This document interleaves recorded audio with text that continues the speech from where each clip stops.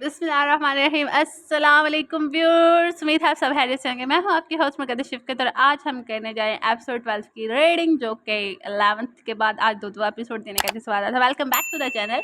अगर आप चैनल पर हो तो सबसे पहले चैनल को सब्सक्राइब कर दे, बेल आइकन को लास्ट में हिट किया जा।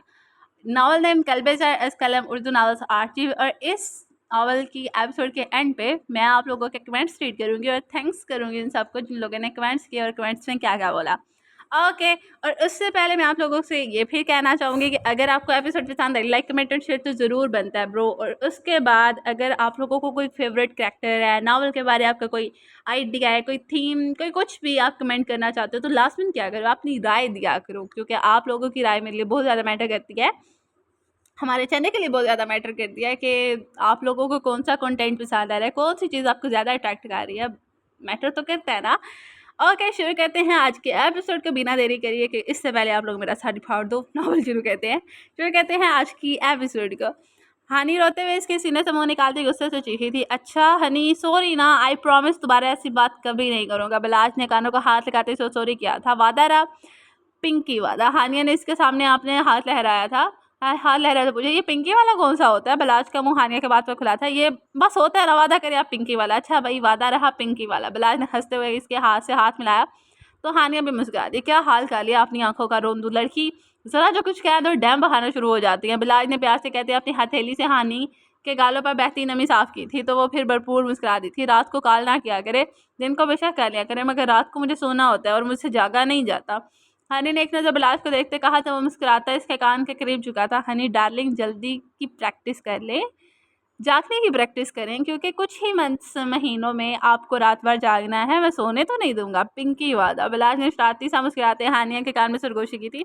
हम क्यों जागेंगे रात को जी, आप ठहरे उल्लू, आप जागिएगा, मैं तो सो जाती हूँ टाइम से। हानि की बात पर बिलाज का दिल चाहा अपना सर पीट ले। हाँ ठीक है भाई बेगम, तुम सो जाना, मेरी है। बिलाज मसनूई नाराजगी दिखाता बोला तो हानि फिर से देखती हुई, अच्छा ना, मैं भी थोड़ा सा जाग लिया करूंगी, इतना तो गा ही सकती हूँ आपके लिए। हानि के ऐसा कहने पर बिलाज धीरे से मुस्कुराया था। अच्छा मैं चाह रहा हूँ अपना ख्याल रखना, और हाँ रोंदू लड़की, रोया न करो, देखा नहीं जाता मुझसे यहाँ से, तब बहाना जब मैं ना रहा। अभी बचा कर रखो इन्हें, अल्लाह ना करे कैसी बातें करते हैं। बिलाज की बात पर हानि की रूह तक कांपी थी। अच्छा नहीं कहता जी, मैं चलता हूँ जी। बिलाज प्यार से हानि के गाल खींचता लंबे लंबे कदम लेता वहां से निकलता चलेगा, जबकि हानि पीछे खड़ी से मुस्कुराता जाते देखती रही थी। जबकि वो इसकी नज़रों से ओझल होना हुआ था, वहीं पर मंजू भी खड़ी से जाती देखती रही। लाश के घर से बाहर जाने पर वो छोटे छोटे कदम लेती अपने कमरे में फिर से बंद हो गई थी। वो स्याह दीवारों वाला कमरा मुकम्मल अंधेरे में डूबा हुआ था। सिर्फ एक मध्यम से लैंप की रोशनी मेज़ पर हल्की सी चमक रही थी। बड़े से मेज़ के गिर्द 4 अफराद मौजूद थे जिनका चेहरा अंधेरे में ढका हुआ था। इन चारों तरफ कागजात बिखरे हुए थे, हर एक कागज पर कुछ अधूरे सुराग, न मुकम्मल कहानी, मायूस कुन इंकशाफात। और इन सब के बीच में बैठा वो स्याह जैकेट में मलबूस शख्स, जिसका आधा चेहरा अंधेरे में छुपा हुआ था। इस शख्स की आंखों में जज्बात का तूफान था। The target is achieve now, target हासिल कर लिया गया। इसके एयरफोन से एक सख्त दहाती आवाज़ गूंजी थी, जिसे बगैर कोई जवाब दिए इस शख्स ने एयरफोन कानों से हटाकर अपने स्याह लेदर में ढके हाथ सामने पड़ी टेबल की तरफ बढ़ाते इन एयरफोन को इन चारों अफराद के सामने रख दिया था, जो कि ऐसे अंधेरे की आड़ में छुपे शख्स के एक ऑर्डर के मतलाशी थे। इस हमले का हुक्म किसने दिया था? इस शख्स ने दोनों आवाज़ों की कोहनी टेबल पर टिकाते अपने मुकाबले बैठे 3 अफराद को देखा तो इसकी आवाज़ इंतहाई पुरस्रार और गहरी थी।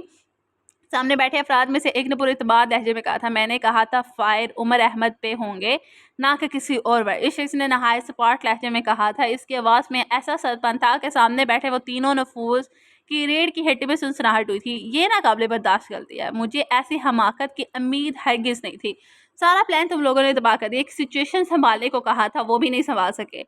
अगर इस लड़के को कुछ हो जाता ना, मैं तुम लोगों को जिंदा दफन कर देता। हमारे काम में गलती और देरी की कोई गुंजाइश नहीं, सेकंड्स में डिसीजन लेना होता है। ईमान अहमद को कुछ नहीं होना चाहिए। इस लड़की के बारे एक आंच भी नहीं बर्दाश्त नहीं करूंगा, मेरा सुकून है वो। इस शख्स ने एक फाइल उठाते इन तीनों के सामने रखी थी। खेल खत्म। इन 3 अफराद में से एक धीमी सी आवाज़ में बोला, नहीं फिर से शुरू। सामने बैठे पुरस्कार शख्स ने एक नज़र देखते कहा था, दोबारा से प्लान तरतीब दो और इस बार टारगेट कंप्लीट हो। यह गोली सिर्फ उमर अहमद के नाम हो, मगर सार अगर निशाना चूक गया तो मुकाबले में सामने बैठे शख्स को देखते साल, मुझे नहीं लगता कि आप लोग इतने अनाड़ी। इस फील्ड में होने के बाद भी अगर तू की गुंजाइश है तो आप अपना रेगनाइजेशन लेटर इस टेबल पर छोड़ कर जा सकते हैं। इस शख्स ने सर्दी से दांत पीसते एक एक लफ्ज़ को चुबा कर कहा था, याद रहे गोली ऐसी हो कि बंदा मौत के मुंह से बाहर आए, और अब की बार अगर इस लड़के को कुछ हुआ तो नताज की जिम्मेदार तुम लोग खुद होगे। सर मुझे लगता है ये रिस्की है, हमारे पास प्रोफेशनल शूटर भी हैं, फिर भी हमें प्लान चेंज करना चाहिए। इन तीनों में से एक अफराद सामने आता इस शख्स के से मुखातिब हुआ था, कैप्टन 1 और 2। इस केस को खत्म करने के लिए उमर अहमद को शूट करना जरूरी है, इसके बगैर ये मुमकिन नहीं है। इस पुरस्कार शख्स ने सख्त निगाहों से सामने बैठे शख्स को जवाब दिया जो अपने कोड नंबर 102 से जाना जाता था। ये खुफिया कोड थे, तमाम लोग इन्हीं नामों से एक दूसरे को अंडर ऑपरेशन पकाते थे। इस शख्स की बात खत्म हुई थी कि इसके स्याह कमरे का दरवाज़ा खुला और दो शख्स आर्मी का यूनिफॉर्म पहने अंदर दाखिल हुए थे। सर इन दोनों को देखते ही टेबल पर बैठे तमाम नफूस फर्श से उठे चौकस हुए थे। What's the next plan mister 205? इन दोनों अफराद में से एक जो इस डिपार्टमेंट का हेड था, सामने खड़े इस पुरस्कार शख्स के ज़ेरिक निगाहों से देखते पूछा था, जो अपने कोड नेम 205 से जाना जाता था। शिकार निशाने तले है फिर से सर। इस पर पुरस्कार शख्स ने पुरएतमाद अंदाज में जवाब दिया, इसका लहजा ज़रा भी नहीं लड़खड़ा, ये बहुत कॉम्प्लिकेटेड है। आप इस मिशन को पूरा करने के लिए एक आम शहरी को निशाना बना रहे हैं, सोच लें मिस्टर रायान मलिक। सामने खड़े हेड ने मिस्टर 205 को फिर से सोचने का एक मौका फराहम किया। सोच लिया सर, ये ज़रूरी है और वो शख्स आम नहीं है। रेयान मलिक इनकी आंखों में देखता भरपूर मुस्कुराया था। Be brave and best of luck captain Rayan Malik and also mister 205। वो हेड रेयान मलिक का कंधा थपथपाते मुस्कुराकर बोले तो मुकाबिल भी भरपूर मुस्कुराया था। इस अंधेरे में पहली बार इसकी मुस्कुराहट का हल्का सा अक्स नवाया हुआ था, गाल पर पर्दा डिम्पल वाज़ा हुआ था। वो लड़की कैसी है? हेड ने संजीदा होते मिस्टर 205 से सवाल किया। She is fine now, hope so कि आइंदा से हमाकत ना हो। ये मुल्क और इस मुल्क में मौजूद हर फर्द हमारा है, इनकी हिफाजत करना जिम्मेदारी है हमारी। Yes sir. और वो दोनों शूटर का हेड की बात पर सब मुस्कुराए थे। वो दोनों क्वार्टर में पड़े हैं सर। मुकाबल का निशाना इतना अच्छा था कि इनकी सिर्फ टांगें जख्मी हुई हैं, वो भी इतना जिससे वो चल ना पाए। कैप्टन 102 के कहने पर रेयान मलिक की मुस्कुराहट मजीद गहरी हुई थी। हेड ने मुस्कुराते हुए एक नज़र साहब को देखते फिर से रेयान मलिक को देखा, जो सोचों में गुम मुस्कुरा रहा है। मुझे लगता है मिस्टर 205 आप इस लड़की को कभी नहीं बताएंगे कि वो आपका इश्क है। इनके बाद पर रेयान धीमा सा मुस्कुराया। मैं इसे चाह कर भी नहीं बता सकता सर कि कोई रेयान नामी शख्स इसे खुद से ज़्यादा चाहता है। वो रेयान को कभी नहीं जान पाएगी, वो उमर अहमद की हो चुकी है, मगर इसका रेयान हमेशा इसकी हिफाजत करेगा, एक घना साया बनकर। वो रेयान मलिक का इश्क है सर, मगर वो उमर अहमद की बीवी भी है। इससे उमर की तरफ से प्यार मिलेगा और रेयान की तरफ से हिफाजत। कैप्टन रेयान की बात पर साफ मुस्कुराए थे। मेरी दुआ है कि रेयान की ईमान हमेशा महफूज रहे। हेड से मिस्टर 205 की कमर पर जोरदार थपकी दी थी। ओके माय हीरोज, फिर तैयारी करें और इस बार इस केस को झट से ख़त्म करना है। No more chance. हेड की बात पर सब कैप्टन्स ने यकजुबान यस सर कहा था। बहू ये उम्र का है, इसे बताना था ना कि आज ईमान को घर लेकर जाना है। बीजान जो ईमान के पास बैठी इस पर पढ़ कर फूंक रही थी। अचानक से कुछ याद आने पर सोफिया बेगम से बोली, जो ईमान के बेड के पास खड़ी इसके लिए फल काट रही थी। बीजान ऑफिस गया है, थोड़ी देर में आता होगा, याद है इसे? सोफिया बेगम ने हाथ में पकड़ी प्लेट ईमान के सामने रखती थी और वैसे सेब उठा कर खाने लगी थी। अच्छा चलो फिर ठीक है। इतनी देर में कमरे का दरवाज़ा खुला और उमर कमरे में दाखिल हुआ था। माशाल्लाह कितनी लंबी उम्र है मेरे बेटे की। अभी आपकी बात हो रही थी। सोफिया बेगम ने मुस्कुराते हुए अपने हुबरू जवान बेटे को देखा, जिसके चेहरे पर थकन का एहसान नमाया था। अच्छा जी, मेरे बारे में क्या बात हो रही थी? मैंने हैरत से साहब को देखा था। मैं तुम्हारा ही पूछ रही थी कि आज हमें घर जाना था ना, वो 2 दिन हो गए हैं अस्पताल में पड़े हुए। बीजान ने उमर को देखते कहा था। जी बीजान, मैं इसीलिए आया था क्योंकि डॉक्टर्स ने इजाज़त दे दिया, अब हम घर जा सकते हैं। डिस्चार्ज बनवा लिया है मैंने, आप लोग सामान पैक कर लें। शौकी आ रहा है आप लोगों को लेने, मैं ईमान को लेकर आ जाऊँगा। ईमान ने एक नज़र साहब को देखते ईमान को देखा था, जो इसे ही देख रही थी। कैसे हो? उमर ने ईमान को देखते पूछा। ठीक हूँ, ईमान ने मुस्कुरा कर जवाब दिया, जबकि बीजान और सोफिया बेगम इन दोनों के एक दूसरे की तरफ देखते पाकर समझदारी का सबूत देते आराम से वहाँ से उठती कमरे से बाहर आ गई थी। इनके बाहर जाने पर उमर चलता और मज़ीद ईमान के करीब आया था। कहाँ थे आप? ईमान ने बीवियों जैसे तेवर लिए उमर को देखते पूछा था। कहाँ जा सकता हूँ बेगम, उमर ने बगौर ईमान के चेहरे को देखते कहा था, जो कमजोरी के बायस अब सफ़ेद की जगह पीली रंगत लिए बैठा था। जबकि उमर की बीवी कहने पर ईमान शर्मा कर दोनों हाथों में चेहरा छुपा गई थी। पागल लड़की, इतनी सी बात पर कौन शर्माता है? उमर ने इसे हैरत से देखा था, जो इतने से में ही भरपूर शर्मा गई थी। मैं शर्माती हूँ, आपने मुझे बीवी बोला। ईमान ने आप चेहरे से हाथ हटाए हैरत से उमर को देखते पूछा, जैसे तस्दीक चाहिए हो कि आया इसने जो सुना है वो मुबालगा तो ना था? नहीं तो मैंने ऐसा कब कहा? उमर ने सवालिया नज़र से ईमान को देखा, जिस पर वो चौंकी थी। अभी कहा आपने? ईमान ने हैरत से उमर को देखा, जो आप मानने से इनकार था। मैंने नहीं कहा ईमान। उमर ने ईमान को देखते अपनी बात पर जोर दिया था। चलता वो मजीद इसके करीब आकर इसका हाथ अपने हाथ में ले गया था। आपने अभी मुझे बीवी कहा, आप माने या ना माने? ईमान रूहान से होते बोली थी। इससे अपनी कैफियत पर शर्मिंदगी होने लगी। वो हमामा हमें खुश हो रही थी, जबकि उमर इसे बीवी बोलने के बाद इनकार भी कर गया था।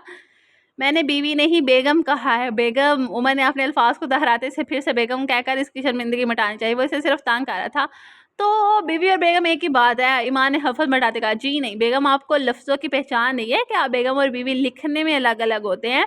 उमर ने इतना कहते ईमान की किलाई अपने सामने करते इस फैलाब रखते थे, और ईमान जो अभी भी कुछ कहने वाली थी अचानक से चौंकी थी। उमर की इस हरकत से इसके पेट में गिरे पड़ी थी। ईमान ने उमर के हाथ में अपनी किलाई खींचनी चाही तो उमर ने घूर कर इसे देखा था। बीवी हो यार बेगम, दोनों सूरतों में ये जायज़ है बेगम। उमर एक शरारती नज़र ईमान को देखता फिर से इसके किलाई पर अपने लब रह गया था। ईमान ने बेसाता होते किलाई खींची तो जहम पर खींच पड़ने के बायस वो दर्द से चीखी थी। उफ, क्या करते आमक लड़की। उमर इसे दर्द से चीखते देख फौरन से इसका हाथ छोड़ गया था, मगर शदीद दर्द के बायस ईमान ने फिर से इसका हाथ अपने हाथ में लेते जोर से दबाया था। तकलीफ की शिद्दत से ईमान की आंखों से आंसू बह निकले थे। मैं डॉक्टर को बुला के लाता हूँ। उमर ईमान से हाथ छुड़ाते जाने लगा कि ईमान ने इसे रोक दिया था। नहीं मैं ठीक हूँ, इट्स ओके। ईमान ने दर्द से कराते उमर को देखा। कहाँ ठीक हो, शक्ल देखो अपनी। उमर ने हाथ बढ़ाते ईमान के आंसू भरे नम गाल साफ किए थे।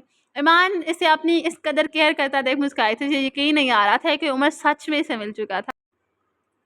रात वक्त जमाल हाउस के तमाम अफराद घर के डाइनिंग टेबल पर मौजूद खाना खा रहे थे, जबकि ईमान अपने कमरे में थी और गुल इसके पास थी। बलाच भी जिद करते फरा बेगम को अपने साथ ले आया था, और वह सबसे सरसरी सा मिलती अब मुंह जुबान लपेटे साहब के साथ बैठी थी। मामू जान, मुझे आप सबसे ज़रूरी बात करनी है। बिलाज ने सबको एक नज़र देखते कहा था। इसकी बात पर सब चौकस हुए थे।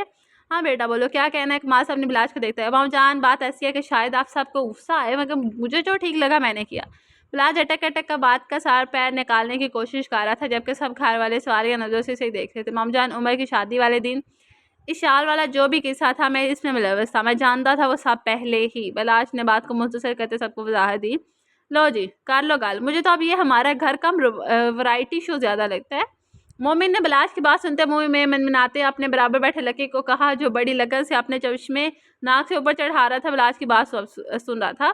चुप करो भाई, आगे सुनने दो क्या हुआ फिर। मोमिन की बात को मुंह में भड़बड़ाते देखकर लकी ने बुरा सा मुँह बनाते इसे टोका था, जिस पर मोमिन ने इसे घूर कर देखा था। जबकि बिलाज की बात पर सवाए फरा बेगम और उमर के सब नॉर्मल दिखाई दे रहे थे। क्या मतलब है तुम्हारा, होश में तो हो, क्या कह रहे हो?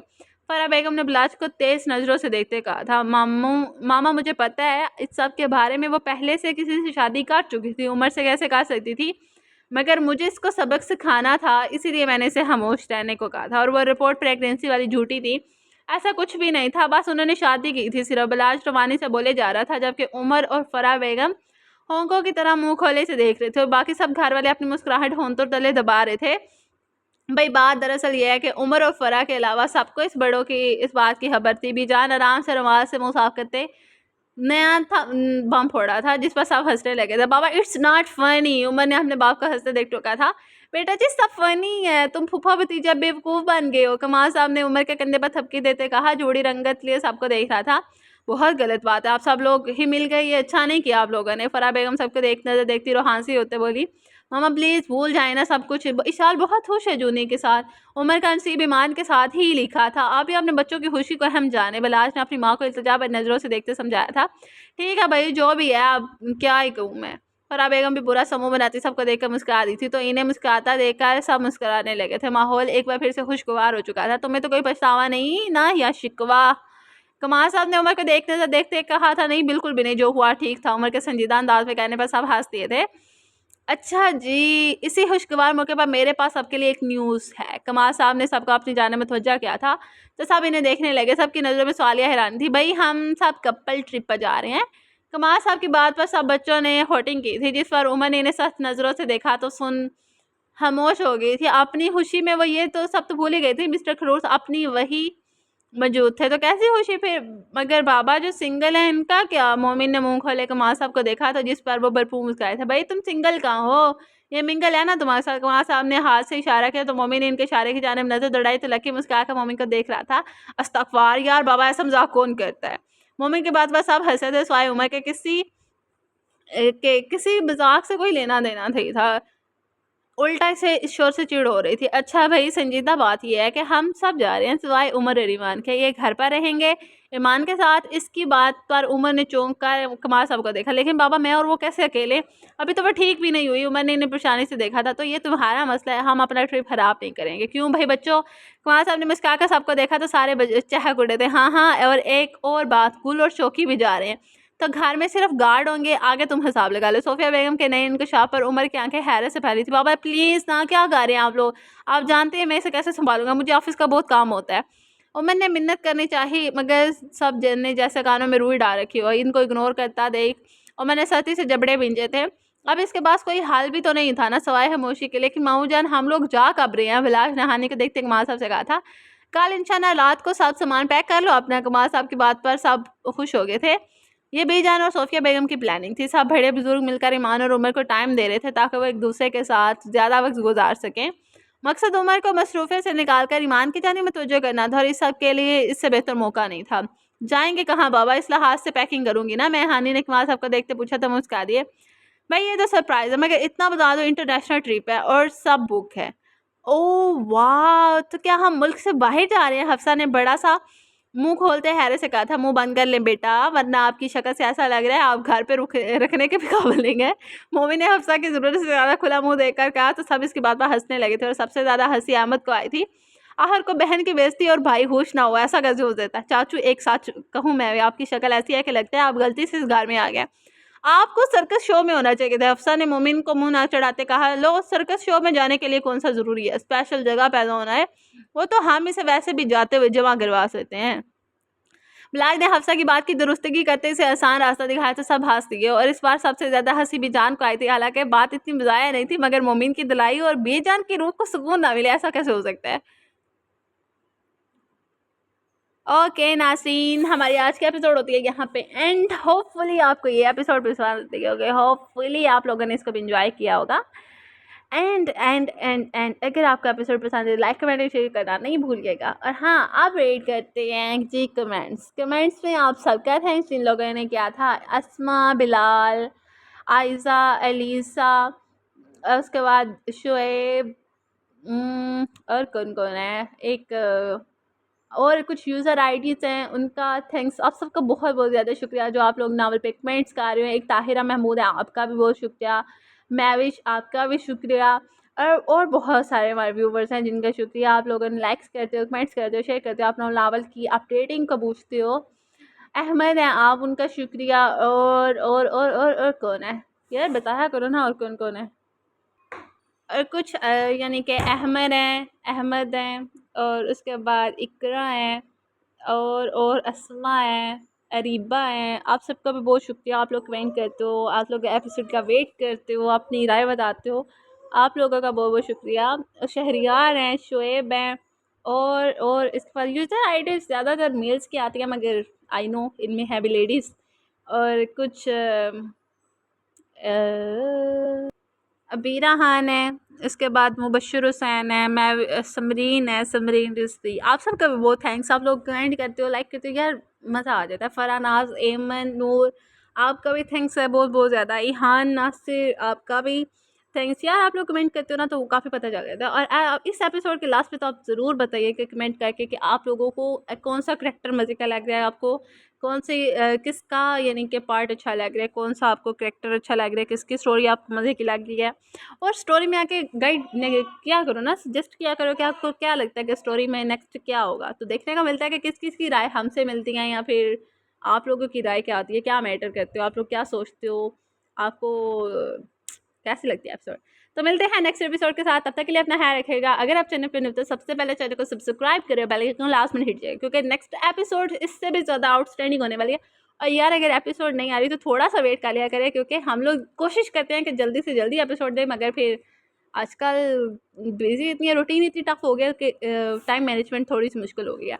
तो मगर ट्राई करेंगे कि जल्दी से जल्दी आपका एपिसोड मिले। मिलते हैं नेक्स्ट एपिसोड के साथ, तब तक के लिए अपना ख्याल रखिएगा। अल्लाह।